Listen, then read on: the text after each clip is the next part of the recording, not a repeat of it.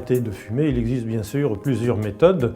Les médicaments en sont, on va dire, l'une de ces méthodes. En plus, on va dire, de l'approche cognitive et comportementale. Parmi ces médicaments, il y a en première intention les substituts nicotiniques, les formes orales ainsi que les patchs, les timbres, et l'association des deux permet d'avoir une meilleure efficacité.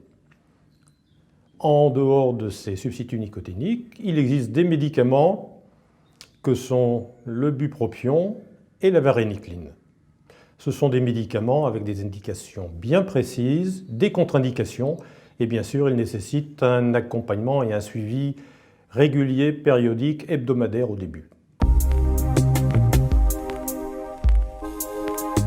Actuellement en France, la cigarette électronique est un produit de consommation courante, pas un médicament, mais il se trouve que c'est une manière de réduire, on va dire, le risque en termes de tabagisme.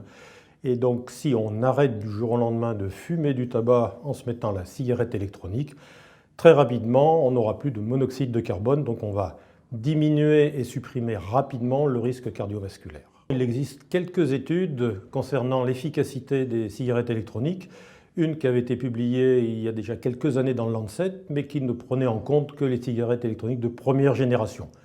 Actuellement, d'autres études sont en cours qui vont bien sûr prendre en compte l'évolution de ces cigarettes électroniques de deuxième et troisième génération. Donc il faudra attendre bien sûr quelques années pour avoir les résultats, on va dire, en termes d'efficacité. De nombreux patients que je vois en consultation sont passés par la cigarette électronique et cela leur a permis bien souvent d'arrêter de fumer en leur permettant de vapoter au cours de la journée.